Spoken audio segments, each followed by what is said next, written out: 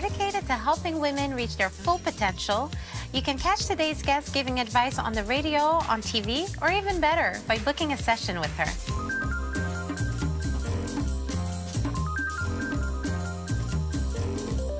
My name is Lisa Brookman. I'm a psychotherapist and the co-founder of Wise Women Canada. I'm passionate about my family, home design, and helping women feel their best.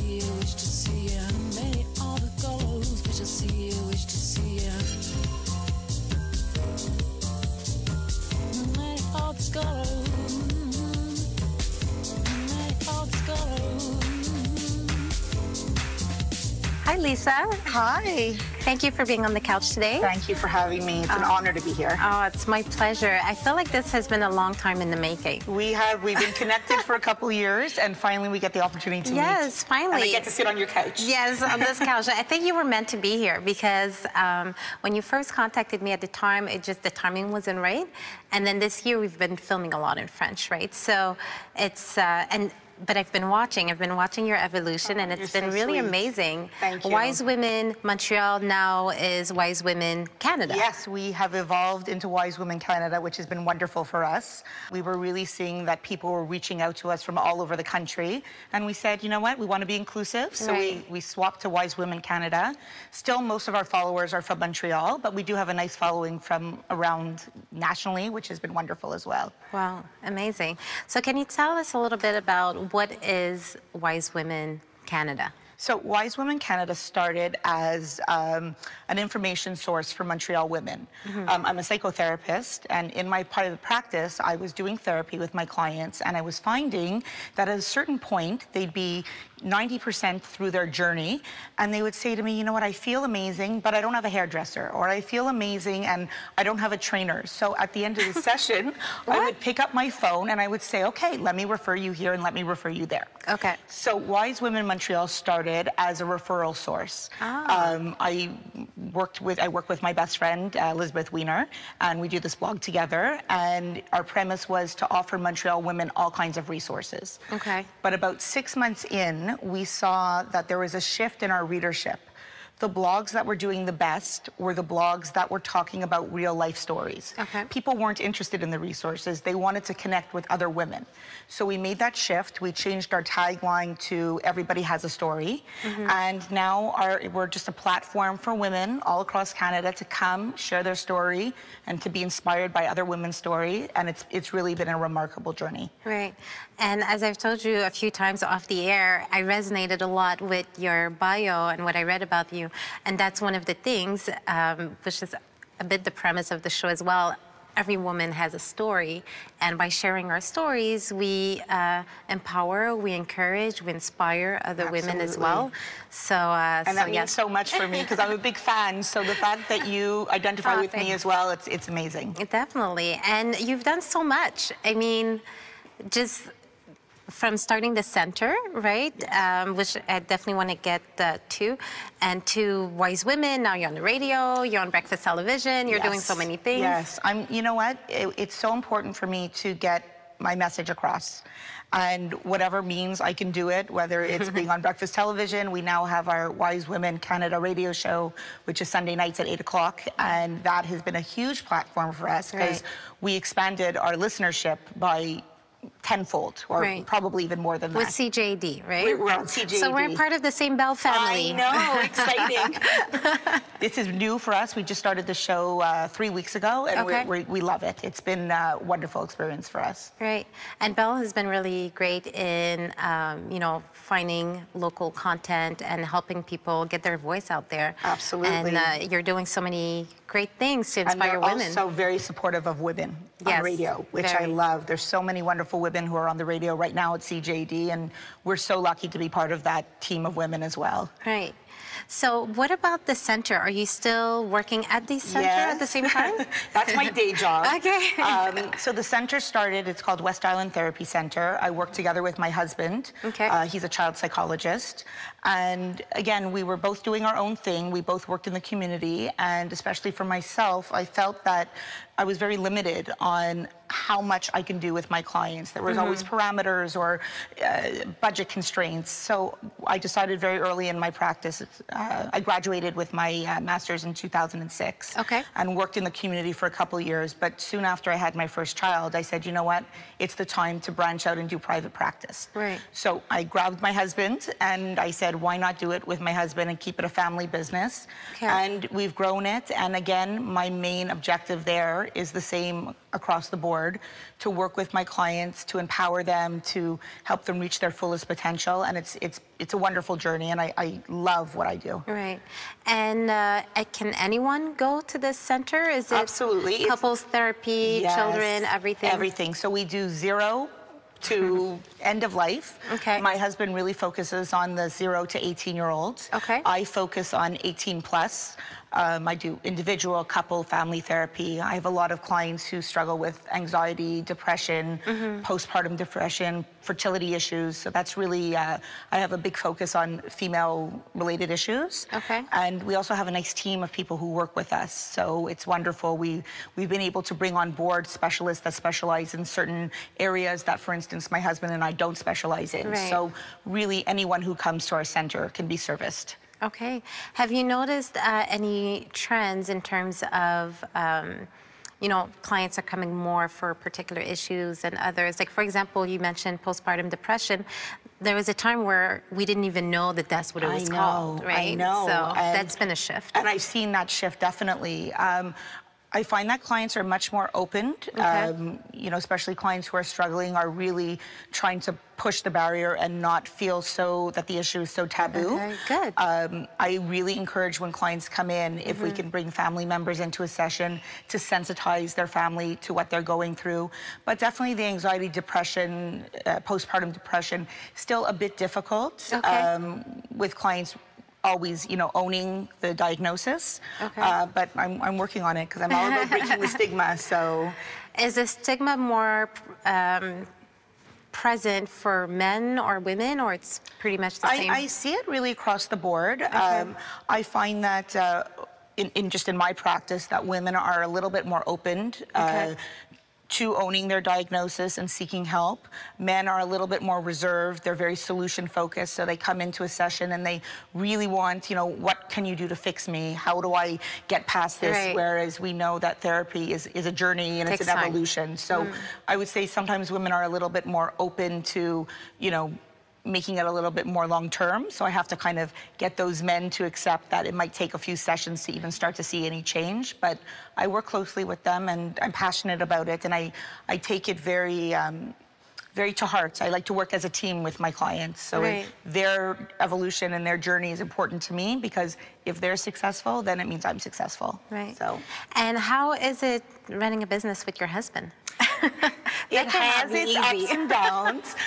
People say to me often, oh, you're so lucky you get to see each other all day. We don't. We miss each other. It's very rarely that we sit down for 15 minutes and get to have a lunch together. Okay. But sometimes we bring work home with us. So there's a lot of shop talk after, you know, over supper or in the evening, just talking about our cases and doing supervision with one another. So it sometimes makes the day a little bit long because after a full day of clients, and then you work with your husband, so you're talking about things in the office and having to buy more toilet paper and you know, refilling the candy bowl, like all these little things, it makes the day a little bit long. But we really try to balance, and it's nice because we have the utmost trust in each other, which really makes the business run well. Good. Any tips for people thinking of going into business with their significant others?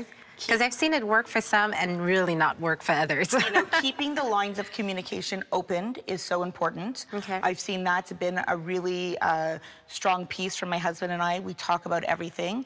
And also to break down the roles so that you know what you're responsible for and your partner knows what they're responsible for, so you don't step on each other's toes. Having kind of that differentiation makes all the difference. Right. Well, it must help that both of you guys are in the psychology industry, so one can assume you should know how to communicate. Absolutely, absolutely. I mean, you should hear my kids and us and all of us talk around the dinner table. If people were listening, they would laugh. The communication is so heightened that we talk about everything, and sometimes things that maybe we shouldn't be talking about, and my kids laugh and they use our psycho jargon with each other, and when they're speaking hilarious. to us, I would love to hear that conversation. it's fascinating. I love it. Sometimes at the end of the evening after we've had one and my husband and I are reflecting, we say, my goodness, like these kids, communication-wise, they're going to be ahead of their game, because we really pride ourselves on talking a lot. Okay.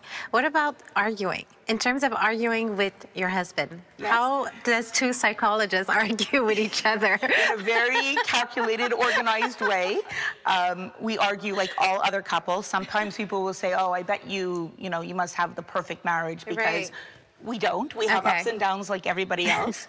I think we are ahead of the game because of that. We have these skills on communication and interpersonal relationships and active listening. So not like thinking before we speak and listening to each other, but still we sometimes say the wrong things to each other, and I'm not a big sorry person, so he knows that when he makes a mistake, he has to come back to me and apologize. And I'm not the big apology. I'm kind of more, okay, I'm right, accept it. But it works. He accepts that part of me. Okay, good. That's interesting, because yes, I would have assumed that you guys rarely argue or anything. Listen, it's one of our strengths. Okay. We try really, again, to talk as much as we can, to be open about the way we're feeling and express how we're feeling before it escalates to an argument. But again, it happens and we own it. And I think arguing is good because it allows you to learn more about your partner, and it also allows you to learn not to have the same mistake done again. Right. So when you have a healthy argument and then you have a resolution, normally it's enough to say, okay, well, I'm not going to repeat that same pattern again. And we can move on. And we can move on, exactly. So on your show, do you get mostly personal questions like this, or is it more business oriented? Because a lot of the women do come to you in terms of career and what they should do next as well, right? In my private practice? I would say again... No, I mean on the show, sorry. On the CJD show. Yes. You know what? I've seen a bit of a trend of people coming for advice. Okay. What do I do when I'm having this issue, or even work-related? Some people are more about statements and comments about what we're talking about, but I find it's a little bit more of people seeking some support and advice. Okay. And it's nice because when we're new at this and the screen lights up and there's like 3, 4, 5, 6 texts that come in at the same time, it's so exhilarating. It's wonderful. Right. Because that makes the show, right? What if no one was calling in? Crickets. Yes, we'd be sitting there. But you know what? My partner and I we have a great chemistry. Okay. And as our husbands say, we can stay on the phone for hours with each other. So we haven't had that lull yet. When it's a little bit slower, we just keep talking as if we're talking on the phone in the evening. So it works out well. But the guest calling definitely make the show a bit more exciting. Okay. And it keeps us on our toes. Actually, speaking of your partner, how did that come about for you guys to pair up to start the blog? So Liz has been my best friend for many years. We know each other since we're kids. I grew up with her husband.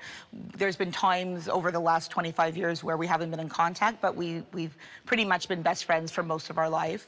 I had the idea for the blog, and I desperately wanted to do it with somebody. And I called her and I begged her, and at first she was very resistant. She said, it's not my thing, and I don't see your vision. And I said, just trust me, come on board with me, and I'll show you what it looks like. Right. And she's amazing. She's easygoing like that. So she jumped on board, and we've been working together ever since wonderfully. Wow. And we complement each other. What she's wonderful at might not be my strength, and what I'm very strong at might be something she's not great at. So the two of us, it's like another marriage. Right.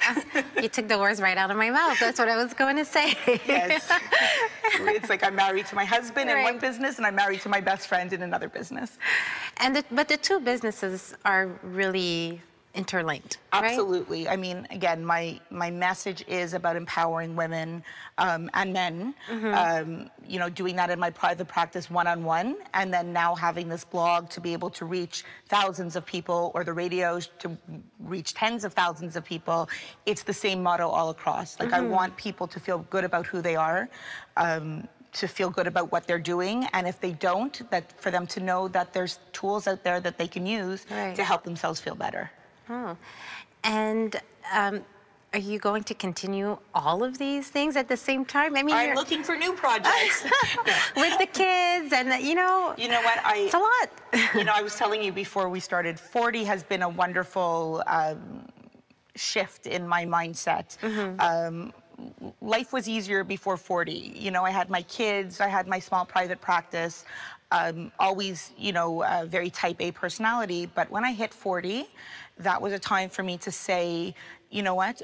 I want more. I want to make change on a bigger level. I want to make change for myself. I want to grow. And I'm turning 45 next week. And the last 5 years have been... Happy birthday. Thank you. The last 5 years have been phenomenal, just in showing myself how much I can handle, being really outside my comfort zone. Right. If someone would have asked me 5 years ago today if I had confidence to sit on a couch and do an interview with you or to be on the radio, my answer would have been absolutely not. Really? You seem like such a natural. You know what? I've been working. It's been my challenge over the last 5 years, but it's, we're always evolving, whether we're 30 or 40 or 60 or 80. There's always room for growth. There's always room to get to know yourself and understand yourself better. And this journey of taking on all these extra responsibilities has really been part of my evolution. It's been amazing. Right. Is that a common thing in terms of, when people turn 30, when they turn 40, there's a bit of a shift that happens, or we want to reinvent ourselves? I think so, and I think especially the 40s and the 50s are about that. If you have children, your children are grown up and they don't need you as much, or you're very established in your career, and it's really about a time of kind of saying, you know what does the next stage of my life look like? And bringing new challenges on. And some people are scared to do that because living inside the box and living status quo is easier than living outside the box. Right. But the challenges and watching yourself grow and even watching yourself make mistakes and then grow from them, it's so rewarding. What has been the biggest lesson this year? Actually, in the past 5 years, since starting the blog. I thought about this because I thought you might ask me something like that. And what I came to was everything I do as being a role model to my children. Okay. They're always in the forefront of my mind. And when I make choices or when I challenge myself or when I do something and I don't have the success that I hoped for, I always think about what kind of impact will that have on them. And this past 5 years, my kids have grown, and my oldest is 15, and then I have a 13 and I have an 11-year-old. And they understand what mommy's doing. They understand that mom's busy. Right. And they understand when I do well at something and when I don't. And being a role model it's taught me a lot, and that this has been the biggest thing I've learned about myself over the last 5 years, that how important it is to be there and to show your children what strength looks like and what wisdom looks like and what failure looks like. It's been amazing. And that's just as important, learning how to handle and deal with failure just as much as the wins. We forget that. Right. We think that only having success is what makes us look good in someone's eyes, but having a failure and learning by that failure is just as rewarding. It's really been amazing for me. Wow. So any advice you'd give to someone who maybe is about to turn 40 this year and she's thinking, okay, now what? Okay, so I have this motto, and I love the Nike ad, just do it. I believe in that. Create a new bucket list for yourself. The one that you created when you were 20 and you were 30 needs to be updated when you're 40. Find some things on there that are exciting and that inspire you and that make you feel like you're challenging yourself and you're going outside the box. And don't wait. We don't know what life holds. So if there's something that feels good or feels right or feels exciting, just jump in and do it. And even if there's not success, you'll learn something by it. Right. There's always a lesson to take from it. I believe that. And again, even if the lesson is not a positive one and it's more of a vulnerable one, that's amazing. You get to benefit from that as well. Right. I think it was Oprah who says there's no mistakes. It's just life redirecting you. Absolutely. You know what? I love that quote. And that's how I base my life, And I also believe that, things, you make them happen for yourself. Things are not coincidences. You don't, it's hard work and it's perseverance and it's putting yourself out there and taking risks. That's what makes success happen. If we think, well, some people do, but it's not my motto. I don't believe just waiting for it to happen. I believe making it happen. Okay, high five.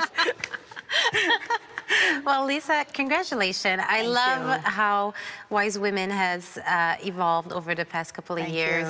And it's super exciting. I'm following you in the media, and I think it's really amazing. You're doing great work. Thank you. I appreciate it. You have to come on my show now. Hey, anytime. I'll show up. I'm going to take you up on that. Will do. So thank you so much for being with us today. Thank you. And thank you to you guys for watching another episode of Couch Talk. Stay tuned.